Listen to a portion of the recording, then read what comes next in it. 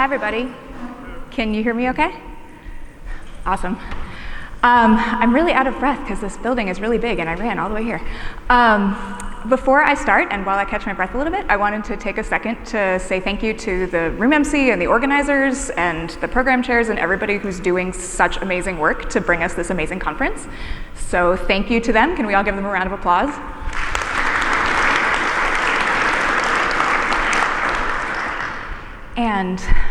And thank all of you for being here and taking time out of your day before lunch. I really appreciate it. So my name is Ian Coldwater, and this talk is called Crafty Requests, a deep dive into Kubernetes CVE-2018-1002105. If you are not here for that talk, you are in the wrong room, and that's okay. We can hang out anyway. So hi, my name is Ian. I'm a lead platform security engineer at Heroku. I started in April. It's great, and we're hiring if anybody is looking. And before I worked at Heroku, I was an independent Kubernetes container pen tester who did consulting work for various companies and cloud providers testing their infrastructure, and was doing that for a while.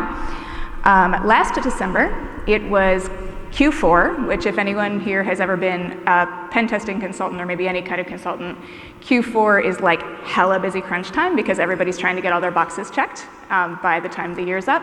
So it was very busy, and my phone blew up, like a lot. And I was like, what is happening? And eventually I figured it out.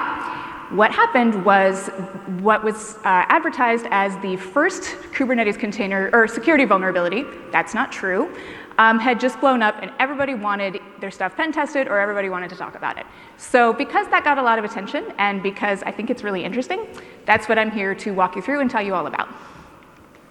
So, big news, Kubernetes' first major security hole discovered. As I said, that's a lie. But it is actually the first one that got that level of attention. It got a lot of press, a lot of people who hadn't previously perhaps paid attention to Kubernetes at all or to Kubernetes security. It really grabbed their attention in a way that previous vulnerabilities hadn't. And that's cool because it's important that people pay attention to Kubernetes security, but it is also, it wasn't very well understood, this CVE, how it worked, what it did. Everybody knew it was bad, but nobody quite got it. And I mean, a lot of people got it, but a lot of people didn't. And I think that's unfortunate because I think that there's a lot to be learned from this particular vulnerability. For container people, Kubernetes people, you can learn about how exploits work, how these kinds of flaws can come together to create a vulnerable context, and how people who maybe don't have ideal use cases in mind can go ahead and exploit the way those come together to create these kinds of things. And for security people, they can understand Kubernetes better and how this kind of thing works. So we're going to look at it holistically, and we're going to deep dive through it together. I'm going to try to slow down a little bit because I'm still slightly out of breath. So this was a big deal. As I said, a lot of press, a lot of attention. The CVSS scores, which are scores that one could argue about how accurate they are, but they attempt to gauge the severity of different kinds of vulnerabilities. Those were quite high. They go on a scale of 10. This one got a 9.8. So 0.2 shy of perfect, but still pretty severe. And it affected, until the time of its fix, all Kubernetes versions, full stop, all of them. So it affected a lot of clusters and a lot of people. So let's hear more about this and figure out how it worked. I'm going to take a sip of water, and I'm going to catch my breath a little bit. So what was this thing? CVE-2002, or 2018-1002105, which is very human readable and even more human sayable, was originally discovered by Darren Shepard and filed directly as an issue with Rancher, not through any kind of security channel because they didn't realize that it was a security vulnerability. Originally, it was filed as a bug, as like an edge case and a proxy component. It sat in their issues for a while, like a couple months. Eventually, Rancher figured out that it was not a proxy vulnerability, or a proxy issue. It was, in fact, an upstream Kubernetes vulnerability, and it was, in fact, a security issue. And so they privately disclosed it through the Kubernetes security reporting process to security and then the security working group did the triage for it and dealt with it. They ended up disclosing it on December 3rd, 2018, which is my mom's birthday, and I didn't call her until really late at night. So this was the GitHub issue that reported this CVE. And it talked somewhat about what it did, what it was. Proxy request handling in Kube API Server can leave vulnerable TCP connections. That's a little bit opaque in terms of like what exactly that means. And they went into some detail about like what exactly this meant. And they talked about the affected versions, which were everything up to that point, and I'll give you a bigger list in a sec. And they talked about the component that was mostly affected by that, which was the Kubernetes API Server. So in order to be able to understand how this thing works, which is actually pretty simple, let's go through the moving parts in the Kubernetes backend and figure out how they came together and how this happened. So affected versions, again, absolutely everything before 1.10. Versions in 1.10 up until fix, versions in 1.11 and up until fix, versions in 1.12 until fix, everything after that just fixed. I think 1.13 alpha came out that day. So it affected a lot. It affected a lot of clusters. Maybe it affected some of yours. Maybe it's still affecting some of yours today, and I hope not, because if you leave with one thing, if you haven't updated, please do that. So there's one bit of good news here, because as I said, it was pretty severe. It affected a lot of people. You can't actually have a privilege escalation vulnerability if you run everything as privileged. So if everybody is already an admin, it's fine. Nobody can make themselves admin. This is a terrible idea. Please don't run your clusters like this. But you know, that's the one bit of silver lining I've got for you here, besides the fact that it's actually a fairly easy to fix and fairly easy to mitigate. So, but the thing is, security people had, when this came out, there was a lot of interest, but they had a lot of confusion about what exactly this meant. Because security people have an understanding often of vulnerabilities as being like, it can be a local privilege escalation vulnerability, or where you start out as a regular user and then you can escalate your privileges to being root or admin or system or whatever. And there are remote code execution vulnerabilities where you can go in and execute arbitrary code, often completely unauthenticated. This one was both. There are multiple attack paths, and one of them was a local privilege escalation vulnerability, and one of them was a remote code execution vulnerability. And people were really confused by this. How could it be both? And this Twitter exchange, which I got permission to use, is where they're trying to figure out what's going on. Eventually they figured it out, which is that if you know how Kubernetes works, this actually does make sense because of the way that the API server interacts with RBAC and allows for different kinds of authorization schemes depending on the permissions that are assigned. The way this flaw ultimately worked was that when an attacker sent a specially crafted request that said connection upgrade, which attempted to escalate a regular HTTP connection to a WebSocket, which stayed open, those connections did not validate whether or not that returned error or success. And so it was just like, all right, these are the droids you're looking for. Opened up, stayed open, and allowed people who sent those requests to communicate directly with backend servers, whether that be the kubelet, whether that be extension API servers. It allowed them to bypass the authorization that the API server performs and just communicate directly with it and do whatever they wanted. So in order to figure out how this happened, let's take a look at the moving parts involved. This is KubeCon. I'm guessing a lot of people have probably seen a picture like this before. But for the people in the room who haven't seen a picture like this before, this is a sort of general diagram of Kubernetes architecture. And you can see the API server in the middle touching pretty much everything. The API server was the affected component in this CVE. As a penetration tester, the API server is the best thing to attack because it touches everything. It touches etcd, it touches the kubelet, it touches the different parts of the worker nodes and the master nodes, and so you are able to get access to more if you can get a hold of that than you can if you can get a hold of other parts a lot of the time. So in this case, it actually didn't allow you to get a hold of it so much as it allowed you to bypass it entirely and therefore be able to ignore all of the authorization and mutual TLS connections that the API server performed. And okay, so what is the API server? What does it do? It is the REST API endpoint through which pretty much all Kubernetes operations are performed. So if you want to talk to the kubelet, if you want to talk to extension API servers, if you want to pretty much do anything, the API server is going to be, because Kubernetes is API-based, it's going to be the way that that communication happens. And so it's responsible for more than your average reverse proxy, because not only does it route things as a gateway, but it's also responsible for authentication and authorization and routing. So it's a gateway between the user sending those requests to the API server and the backend servers, where it takes the requests from the user, makes sure they're authorized to send those requests, and then if they are considered authorized, it goes and communicates with the backend server, does its backend thing, and then when the backend server responds back, it makes sure that that TLS connection is valid and it communicates back to the user. So everything goes through it. It's a gateway in the middle. Kind of an old school firewall model, which we'll talk about later. A thing to know about the API server is that it's accessible to all pods by default.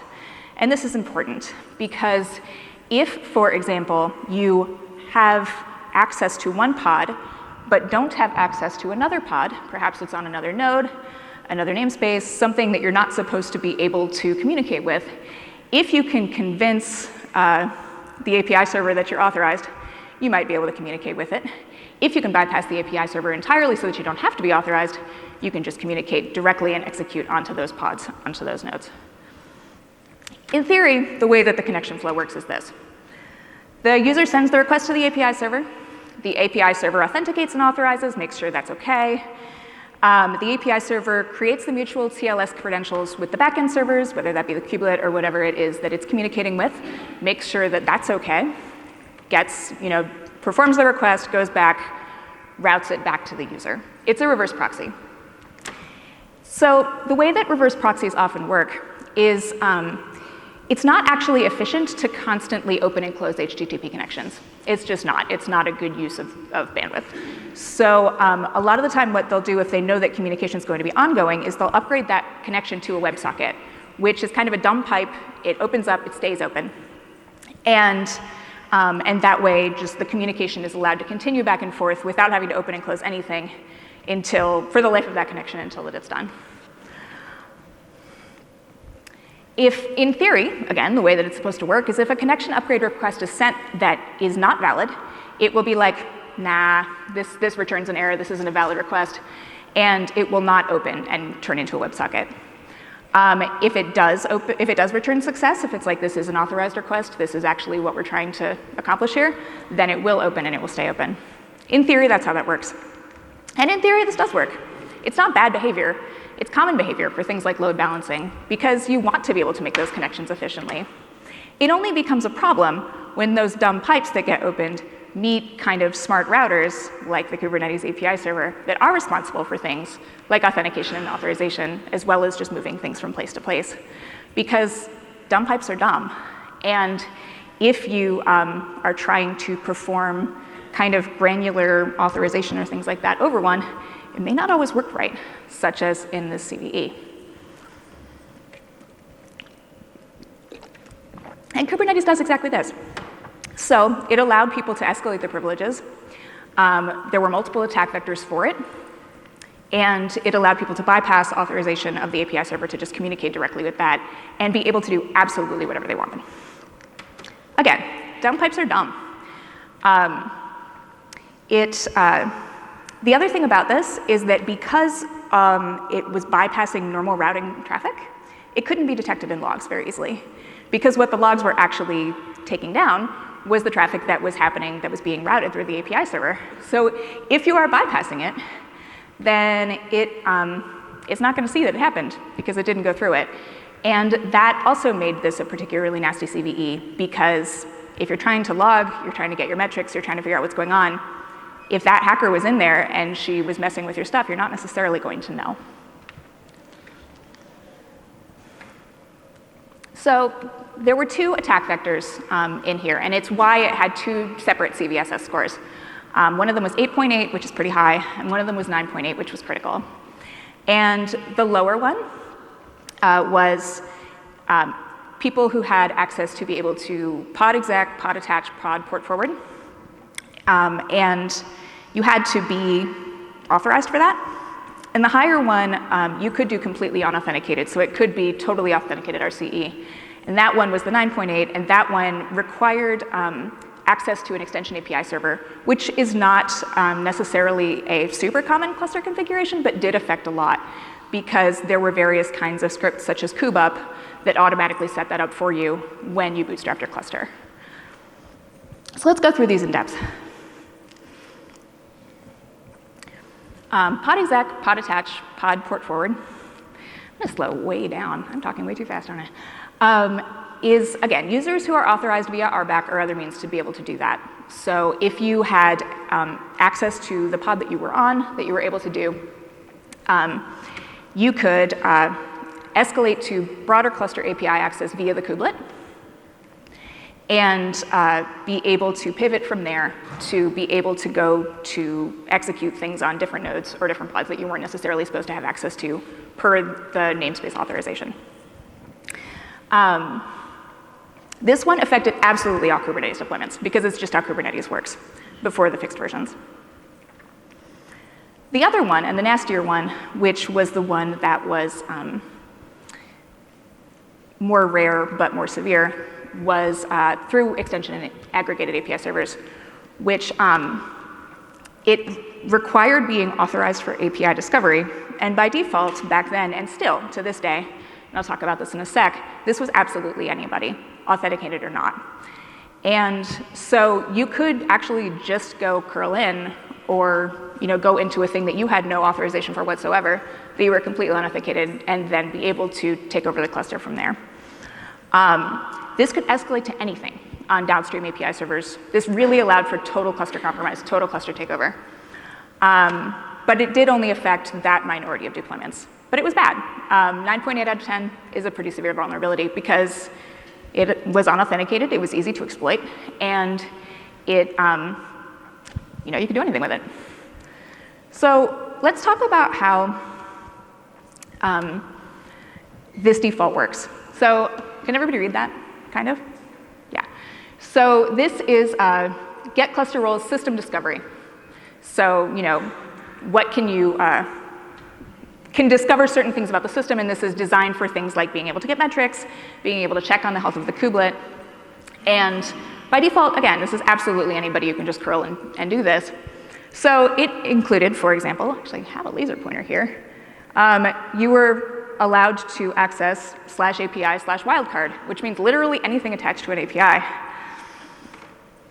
And that was, you could get it, and it was just, system discovery, that's your cluster role. So who has access to system discovery? No big deal, right? Like, that seems kind of specific. Well, who has access to system discovery? System unauthenticated, which means literally anybody who is sending you a curl call into your cluster has access to system discovery, and system discovery has access to anything that has an API on it, which, because Kubernetes is API-based and that is how you control the thing, allows you to control the cluster in that way. This is still the default. This is how it works out of the box. So it's important to be able to put your PSPs on it, do your RBAC right, and make sure that you can prevent people from being able to execute commands by just doing that. The thing is that when you're doing that, all of those policies are getting routed through the API server, which is the component that is making sure that that authorization is correct. And when you bypass it, it's a moot point. So that's how this CVE happened. It's why it was pretty great as an attacker, but why it's pretty serious as a defender. What could go wrong? Maybe you could leave this unpatched. Maybe it'd be fine. Well, things that could go wrong if you leave this unpatched could potentially include people crypto mining, putting compromised containers into your cluster, hijacking compute resources, stealing secrets, stealing passwords, sensitive data, customer data, cloud metadata. It could, people could inject malicious code. They could push things up to your registry and create supply chain attacks that could cascade further down the line. And they could take over the cluster and do actually just absolutely whatever they wanted. And as an attacker with an evil imagination, let me tell you, we can come up with a lot. So anything an attacker can dream up, they could do in here with this unpatched. That's not ideal, especially with the unauthenticated version. With the authenticated version, they have to be authorized to communicate with the pod, but from there, they could escalate their privileges, and all of this could happen. In order to demonstrate this, I'm going to play you an exploit demo, which is, I will narrate it for you. I think that I actually have to break the fourth wall for half a second and go into this terminal in order to make that work. So I'm going to play this for you. This is somebody from Twistlock's demo, because my demo is totally broken, so thank you, Twistlock. What this person is doing is they're creating a default Nginx pod in a cluster, and they're getting the namespaces for all of the pods. So, oh no! Okay, well, let's see. Anybody who has AV stuff know how to make it work? Anyone? If you're not mirroring, you might have to drag it over to the other desktop. Wait, I do what now? Okay, well, I have a double broken demo, but let me tell you what's going on here, which is that, I'm gonna hit play. And so basically, what happens when this works is the person creates a default Nginx pod, and it's just totally generic YAML. It's like, name Nginx, just it creates it, kubectl-f create, and from there, it gets the list of namespaces in the pods that it has available, which is not everything.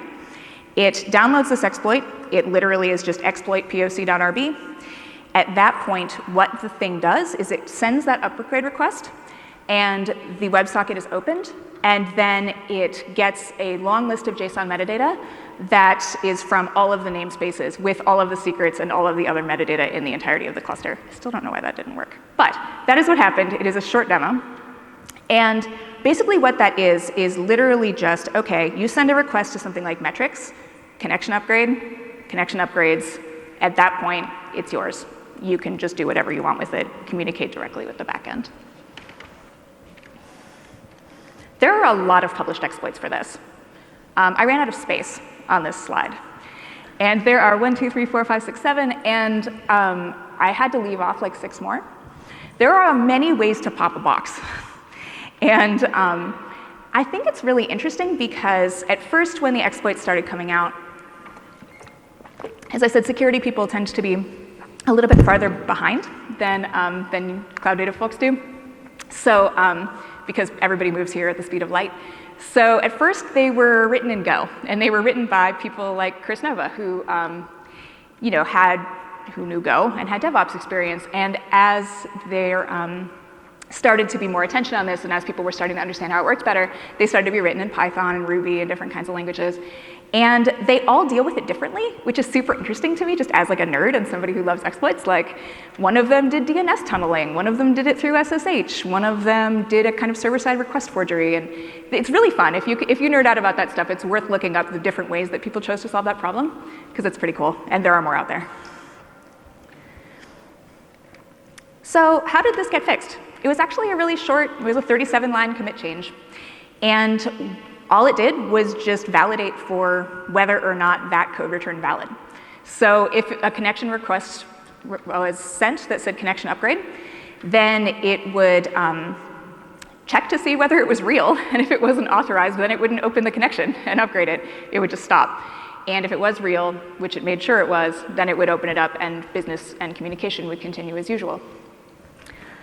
And here is the actual code of the commit change, and as you can see, it's upgradeaware.go is where that fix was, and literally all it does is it just checks to see whether or not it has an error and what the steps code is.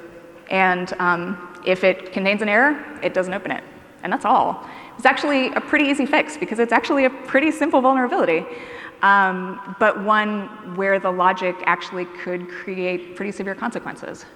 So that got put out, that got patched. Cloud providers patched in some cases within hours, in one case within, I think it took a full day, but it took a day. So if you are on a cloud provider, if your clusters are managed, this got patched in December. If you're rolling your own, I hope that you've updated by now. If you haven't, please do that when you have the chance. So what are the mitigations for this? Updating really is the only practical mitigation because of the way that the, one kind of workaround people were saying maybe you could try to not allow unauthenticated access, like anonymous access, but all that did was prevent people from being able to use that attack vector. And because of the way that the local privilege escalation worked on the other attack vector, people could still do that because they were actually authorized. It wasn't unauthorized use because of the way that RBAC treats that. So do that. And the other workarounds that they had were really impractical and would just break your cluster. So they're not recommended. I'm not even going to go into them because they don't really make any sense. It was like, OK, make it so that nothing can communicate. Probably, if you're running a cluster, you probably want things to be able to communicate, and so I don't necessarily suggest that. Really, the way to do this is to update. If you're managed, cloud provider did it for you. If you aren't managed, you can do it yourself. And I hope you have by now. So how do we, now that we understand how this works, which again, it's pretty simple, if you understand the way that these connections work and the way that flaw happened and the way that it got fixed, how can we mitigate flaws like this in the future? Because the thing is that connection reuse is not necessarily an uncommon problem. This isn't unique to Kubernetes, and we'll probably see things like this again. How can we make our architecture better so that the next time we see something like this, it isn't as catastrophic? We need to practice defense in depth. So if anybody here played a tower defense game or Plants vs. Zombies or anything like that, couple of you. Nobody plays video games in this room. So you know how if you're playing a tower defense game, you don't want one line of defense, right? You want your walls, and then you want stuff behind the walls, and then you want stuff behind it. Defense in depth is like that, where you want to make sure that it's not, you're not depending on your firewall in the middle. You're not hoping that as long as nobody breaches the perimeter, it's fine, and everything in there is all soft and juicy and unprotected. You want to make sure that, that you are hardening the different parts of your attack surface such that you're making your attack surface more difficult to get into. And if somebody like me manages to get into it, you're making your blast radius as small as possible. So one way you could do defense in depth is, for example, operate on a zero trust model, which Kubernetes doesn't currently do. So the API server is not that different in a lot of ways than a traditional firewall. It sits in the middle. It tells the computer or whoever what connections are allowed, what connections are denied, and if that can be penetrated or bypassed, it's gone, and you can just be able to take over that cluster.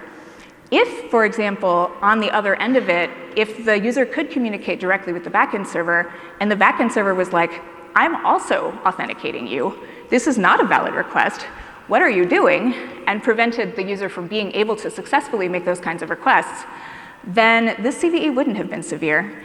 And if we start thinking about operating on a, don't trust and verify kind of model, where every time a request is made, it's getting authenticated in different ways. In some ways, it's less efficient, but it can be more secure. So obviously, that can be a balance in terms of the way that you are constructing your things and trade-offs of speed and convenience versus being able to harden it as much as possible. But if we start moving more towards zero trust architecture, this can allow us to be able to, if we see flaws like this in the future, it's not going to be as much of an issue. And it can allow us to practice more defense in depth and make our architecture harder. Another thing that you can do as a cluster operator is watch your dependencies. Because one of the things that, how did people get these extension API servers? Some of them probably set their clusters up that way on purpose. Some of them set their clusters up that way not necessarily on purpose because it was the default that came out of the box when they put their plugins in or when they did their setup. You want to make sure that you know what is in your clusters and what it's doing. And if you don't need it, maybe consider whether or not it needs to be there. Basically, you're keeping things to need to know communication and whether or not it needs to be in there. Supply chain attacks are real. We've seen things like that recently with the Docker Hub breach that could, if that got bad, if everybody is pulling down Alpine from the stock images and Alpine is compromised, that can have cascading failures down the line. So it's really important that we watch our supply chain and that we're watching the dependencies that we're using and making sure they're good. And again, keep up to date. Kubernetes moves really fast. We all do amazing work. We're all moving at the speed of light here. And that's great. But also, it can be hard to keep up with it.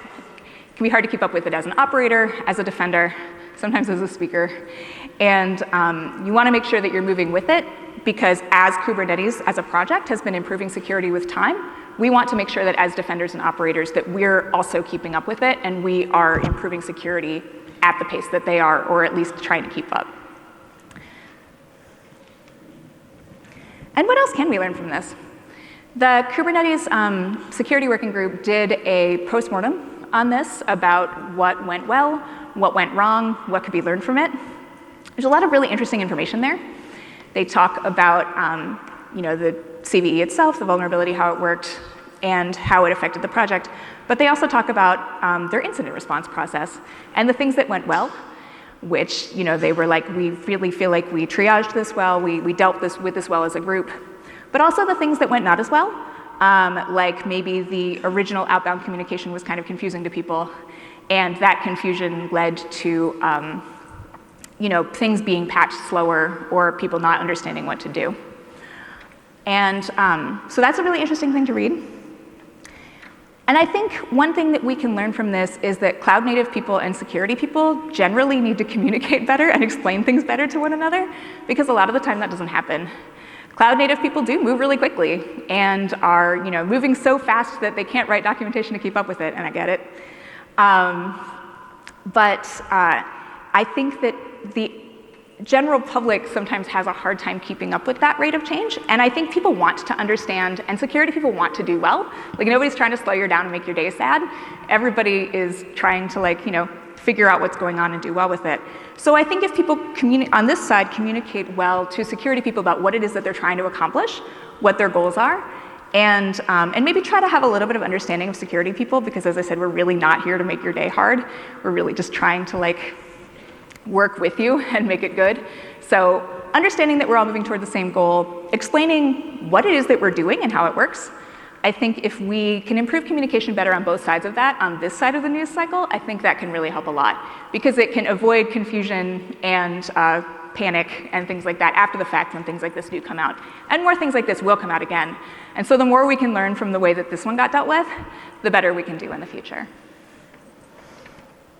So yeah, greater communication, greater understanding. And we can all do that. There's a double rainbow. I believe in everyone in this room. We can secure our architecture, we can communicate better. All of us can do it. This is a resource slide. It's got a lot of stuff on it. Both how, the CVE itself, the details around it, also a couple of blog posts with exploits attached, and people, kind of dissecting it, figuring out how it works, and explaining it to people. Also, Darren Shepard, who discovered it, tells his story in the one on the bottom, which is pretty cool, because you can kind of hear about the history of that and how it worked. And if you're nerdy about that like me, that could be fun. So that is my talk, and I probably went through it really fast because I was out of breath the whole time. And I really appreciate all of you being here, and thank you all very much for taking the time, and I would be happy to take questions if anybody wants to ask any.